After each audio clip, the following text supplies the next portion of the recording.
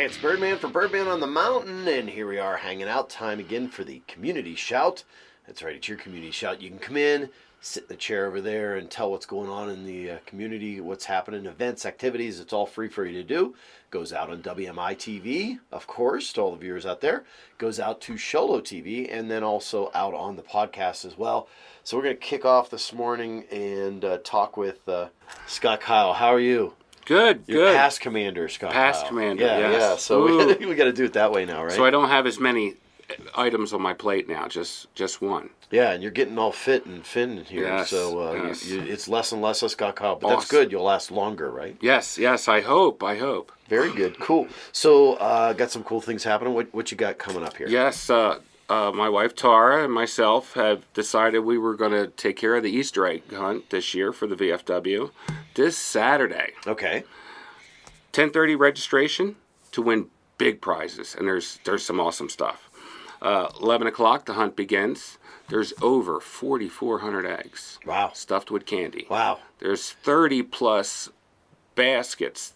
Everything's going to be assembled tomorrow. I was telling somebody, you know, that I love the city one. It's really cool. It's like, but you guys have got in there like hidden. Like you can't find them. It takes a while. It's not like you just run out in the field and grab them all. Yeah, and it's all done in 10 minutes. They're all done. And no, this takes a little bit, doesn't it? Yes. Yeah. Yes.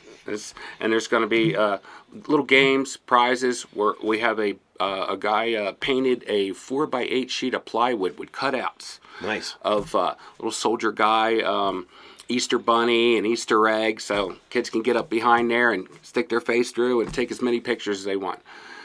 Very cool. Awesome artist. So okay, so cost it's at the VFW. It's free. Of course. Okay, it's free, and there'll be juice for the kids, coffee for the adults, probably tea too. Very cool. Please come out. Okay. Come on, come all. It's right there at the VFW. Right there at the VFW, 381 North Central Avenue. That's this Saturday, April 13th.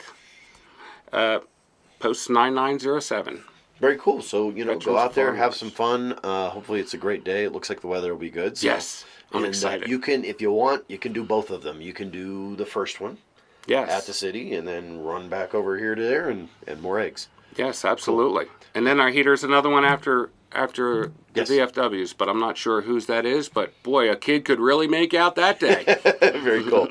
So, Commander Keil, well, not Commander Keil, Post Commander Keil, thank you very much, sir, for your time today. Appreciate it. And thank you. Thank you again for your service. Thank you for the support. It's always greatly appreciated. Oh, another shout-out I'd like to do. Okay. just remembered, because Kathy Reed, I sat down in a meeting last week for the First Responders Legacy Scholarship Fund, and she leaned over and she said, "Scott, I want you to know you're still the president, even though your health issues are really big on your plate right now." I said, "I thank you. I appreciate that." I wanted to give a shout out that all the sponsors that grabbed tables, that's greatly appreciated. All 300 meals were sold out. Nice. Wham. Very awesome. Good. Very good. That is going to be there's going to be some awesome auction items. So, yeah, we look forward to seeing that. I'll try to be there that day. I'll still be recovering from surgery. Okay, very good. Thank you very much. And that is it. Thank you much for your time. Hey, it's Birdman hanging out here in the studio, and we're going to have another STEM moment, or STEAM. You take your pick. I like the arts in there, so I like it as STEAM. But I've got with me today Erik Hanchett. How are you, sir? Good, how are you? Good. So you teach... I'm a high school teacher at Sholo High School. At Sholo, yep. Mm-hmm. And then, but you're also part of another organization. And tell me a little bit about that. I'm actually the president and co-founder of Navapache STEM Connection. Okay. It's an organization we started about 4 years ago. A small group of teachers. We were taking a workshop and decided that we needed to get together and band together and organized a STEM nonprofit group to help us out. Okay, so I've been sort of talking to the folks about, STEM with rain and all of that, and up here in Arizona, we want to make sure that people understand that, you're in high school, but there's more that applies to STEM or STEAM or whatever you want to call it past that, right? Well, definitely. So, like, we're the Navapache STEM Connection, and we tend to focus more on education in school, but we also include after-school STEM activities and, everything from pre-K all the way through, post high school and college even. We just want to make all the connections with, to youth and STEM, in school, outside of school, with our community. We have community partners that are interested in promoting STEM. Basically, we just want to promote STEM education in our area, which is Southern Navajo and Apache counties. So even though we're mostly teachers, we partner with a lot of different people. Okay, so let's talk about the application part of it, because that's where I sort of like to, I talked to you before, and we had talked about, how schools were everything, and I was about the age group that they started doing this whole paths for where you were going to go in school, and it was, this is the college path, and this is the non-college path. It was almost like that's the, if you just can't cut college, when in reality the jobs that aren't college-based are just as valuable, if not more valuable. Almost make more money than people that get in college. Sometimes, yeah. And are really, really the ones that require the most understanding of science, technology, engineering, and math, right? Yes, definitely. Yeah, so talk me through a little bit about that. Well, the world's changing really fast. We're trying to prepare kids for careers that don't even exist yet. And it seems like there's a huge emphasis on careers that are STEM related, and in our country right now, there's a big push to support education in the STEM areas because, everybody's afraid that we're falling behind other countries in interest in STEM careers and our ability to prepare people for those things. And it's interesting. I had a conversation with some business folks down in the valley at a conference, and I asked them some questions, and this is based on some myths that are around here. I thought, well, do you guys really want to hire Americans? Don't you want to outsource, right, a lot of the STEM stuff to other countries? And they said, no, actually we don't. We would rather hire people right here, for these STEM-related jobs than have to. Yeah, some things are better to outsource, but most things we really do want to hire from here. But when we can't find anybody, then we are forced to outsource some of these things. And so that's a big myth that at least in the companies I've talked with, that they want to outsource everything. It's just some things. So there's a big need. Let's talk about math in specific, because I've always, I've got a 10-year-old and she's in 5th grade, and, it's already starting into the math where it's starting to get a little more difficult. She's got to think. Yeah. And she just wants to know what the answers are to the problems and not even My think kids about hate me to help them with their homework. Yeah, well, Dad, I don't know the history of math. Just give me the answer. So the fun thing is a lot of people don't understand. They think math is just rote kind of things like this, and that. Right. And it's really about understanding how to figure things out, isn't it?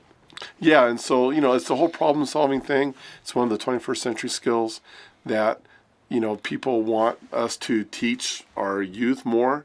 And, of course, youth tend to, students tend to, they want the easiest path from A to B. Well, who doesn't? And, yeah. Even your highest, achieving students are very efficient, and they really want to just get there. And the joy of problem solving sometimes is lost in the way that we educate. And so, our organization activities that we're involved in, we're trying to get some of that back into education, the joy of figuring problems out and solving them. Right. But, our education system is just so, it can be so rigid at times. And they're trying to improve, and there's a lot of, there's funding out there to do more STEM, integrated STEM things in schools, but we have such an archaic system that the changes are hard to make. Yeah. Even educators that really want to make them, even administrators that want to make them, it's slow and changing, and we're not changing fast enough for what the demand and the need is. Yeah. And it's kind of a universal problem. It's not really anybody's fault in general, but it's kind of the whole system isn't flexible enough to make the changes fast enough. Yeah. So talk to me about past school. Okay, we get out of school, and a lot of this, a lot of people think, oh well, STEM is just for kids. It's like no, we really need to start getting people to understand that they can educate themselves after school, in a traditional sense or even in a non-traditional sense. And what are some of the things? There's a lot of options out there besides just traditional university. It just depends on what your end game is, what your goal is. what I would advise people is to kind of figure out what direction you want to go and what sorts of things you want to do, and then what's the best pathway to get there. And it might not just be the traditional, college route. Even if you do go to college, and even if you kind of know what direction you want to go, you still have to, you can't just assume that they're going to take care of you and put you where you need to be. You give them your money, and then you graduate, and then they're done. I mean, you have to really work your program and make them work for you and figure out, will this program or this pathway get me to where I want to go? Right. And, there's so many more alternatives now. And so kids really need to look in the future, at least a direction. It's hard to make decisions, for some of us young, but we kind of know if we like business better than engineering versus science versus arts. Right. People can kind of make those decisions when they're young, the kind of direction anyways. And so we try to help kids see that too.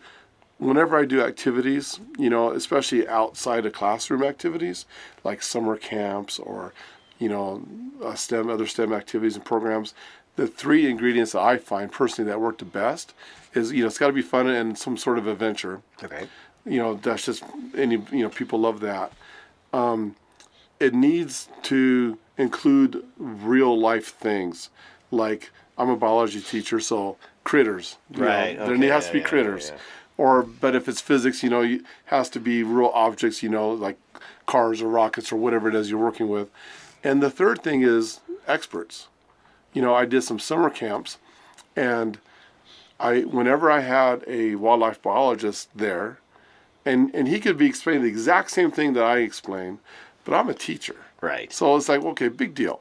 But when the wildlife biologist explains it to the kids, they light up and they're like, oh, I want to do that as a career, and it just adds a whole nother dimension to have the expert there.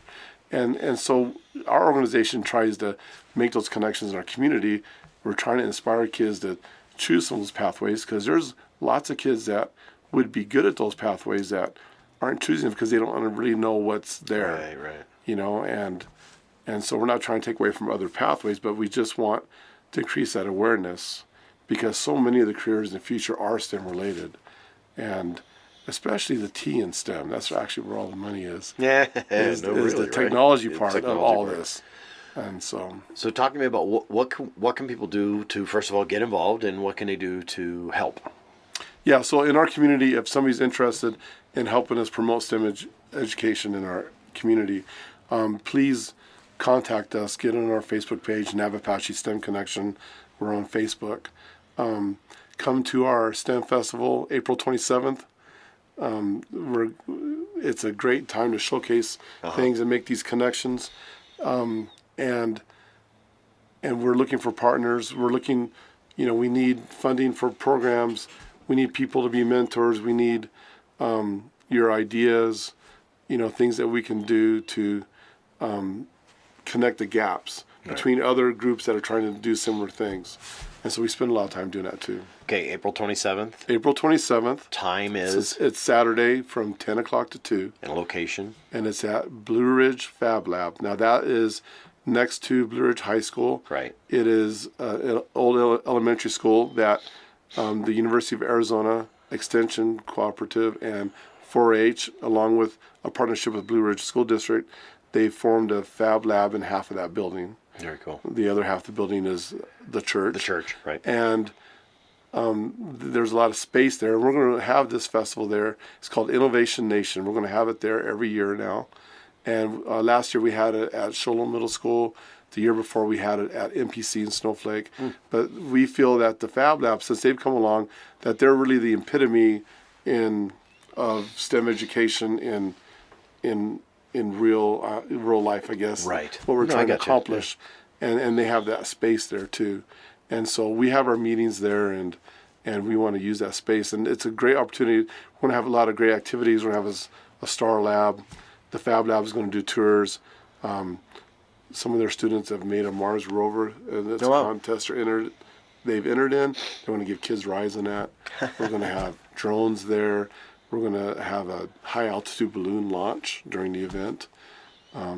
There'll be food available for people from a food truck to purchase. Okay. It'd be a great place for a family to come, bring their kids. So of all ages. We covered location, we covered time, we covered date, and is there any cost?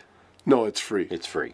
There you go. Except for, buying food or a few things that there might be there to purchase. So. But to attend and to show up totally and hang free. out and look at everything, free. Awesome, cool. So go see that event. Awesome. So once again, Erik. Sorry. Too many people in one day, right? Yeah. Great to see you. I hope to see you out there and, get your kids to start telling us about more of their experiences and stuff like that. STEM isn't just for kids. It goes beyond that, and it helps you with that thing called critical thinking, Yeah. All those people are worried about fake news and being faked out. Well, this helps you think and figure out what's real. Awesome. Thank you very much for your time. Appreciate it. Thank you. That's going to be it for this week's Community Shout here on Birdman on the Mountain. Make sure you're checking things out on WMI TV and also Sholo TV. Thanks to all the listeners out there on the podcast. And check out birdman.media for all the other podcasts and videocasts that we do here at Birdman Media. I'm Birdman reminding you, if I don't see you around town, I'll catch you right here on the web.